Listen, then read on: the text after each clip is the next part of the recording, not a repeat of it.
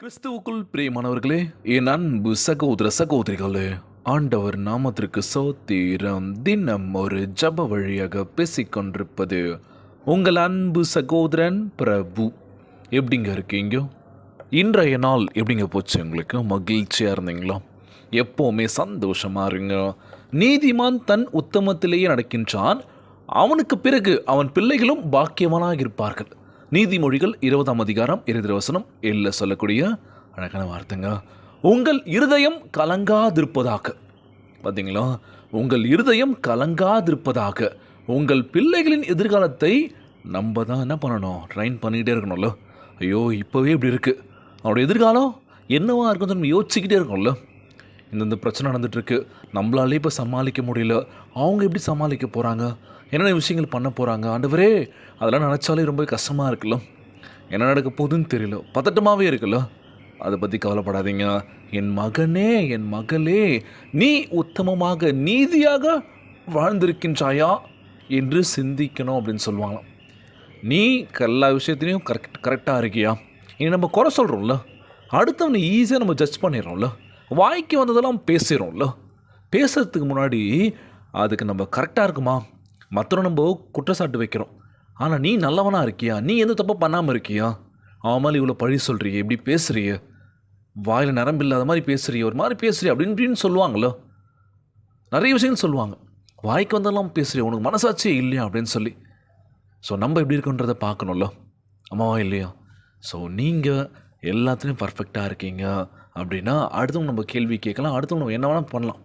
ஆனால் நம்மக்கிட்டே சில பல குறைகள் இருக்குது, அதெல்லாம் மறைச்சிட்டு என்ன பண்ணிகிட்ருக்கோம்? அடுத்தவங்களை ஈஸியாக நம்ம குறை சொல்லிட்டு போய்கிட்டே இருக்கோம். அதெல்லாம் வாழ்க்கை. உன் வாழ்க்கையில் உன் கடமையை கரெக்டாக செஞ்சியா, அதை பாரு. உனக்கு என்ன தேவையோ அதை நீ பண்ணியா, அடுத்தவங்ககிட்ட போயிட்டு உடனே அப்படின்னு சொல்லி யோசிக்கணும்ல. அதெல்லாம் உங்களை பற்றி யோசிங்க, நீ கரெக்டாக இருக்கியான்னு பாருங்கள் ஃபஸ்ட்டு. இன்றைக்கி நிறைய பேர் பண்ணுற விஷயம் தான்.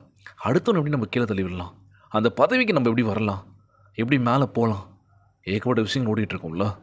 ஸோ இன்றைக்கெல்லாம் நம்ம ஆண்டவராகிய இயேசு கிறிஸ்து நம் ஜபத்திற்கு பதிலளிக்க போக்கின்றார். நம்மளுடைய பிள்ளைகளுடைய எதிர்காலத்தை கொண்டு நம்ம ஜபத்தில் வைக்க போகிறோம். அவங்க எதிர்காலம் எப்படி இருக்க போகுதுன்னு தெரியல, ஆண்டவரே நீங்கள் பார்த்துக்கோங்க.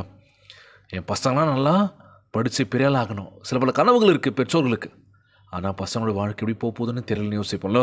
ஸோ நாளைய தினம் அரசாங்க தேர்வு எழுதி முடித்த 12ஆம் வகுப்பு மாணவிகளுக்கு ரிசல்ட். ஸோ வெற்றியோ தோல்வியோ எதுவாயினும் பார்த்துக்கலாங்க. அதனால் எதுக்காகவும் ஃபீல் பண்ணாதீங்க. வெற்றி பெற்றாலும் சரி, நீங்கள் அடுத்த கட்டத்துக்கு கண்டிப்பாக நகர்ந்து போங்க. தோல்வி அடைஞ்சிட்டு ஐயோ மனசு உடஞ்சிட்டு இது மாதிரி ஐயோ என் வெளில தலை காட்ட முடியல அப்படின்னு சொல்லி ஃபீல் பண்ணாதீங்க. பார்த்துக்கலாம், எதுவும் கடந்து போகும் நம்ம வாழ்க்கையில். ஸோ அதனால் நாளைய தினம் +2 ரிசல்ட்டு நல்லா ப்ரே பண்ணிக்கோங்க. எல்லா மாணவிகள் நல்லபடியாக பாஸ் பண்ணியிருக்கணும் அப்படின்னு சொல்லி. அது மட்டும் இல்லாமல் ஒவ்வொரு குழந்தை செல்வங்களுக்காக நம்ம ஜெபிக்கணும். ஆண்டவரே எந்தவித நோய் நொடி இல்லாமல் ஆரோக்கியமான உடல்நலத்தை கொடுன்னு சொல்லி கேட்கலாமா ஏசப்பா கிட்ட. எங்கள் பிள்ளைகள் நடுவே நீ இருப்பீராக ஆண்டவரே. அவங்க என்ன பண்ணுறாங்க ஏது பண்ணுறாங்கன்னு தெரியாமல் இருக்கானா எங்களுக்கு, ஆனால் உங்களுக்கு தெரியல ஏசப்பா. அவங்க தவறான பாதையில் போனாலும் நீங்கள் அவங்க நல்ல ஒரு பாதையை காட்டுங்கப்பான்னு சொல்லி கேட்கலாமா ஏசப்பா கிட்ட. கடன் சுமையினால் பாதிக்கப்பட்டிருக்காங்க, அந்த கடன் சுமையெல்லாம் குறைன்னு சொல்லி கேட்கலாமா. இன்றைய நாள் ஜபம்.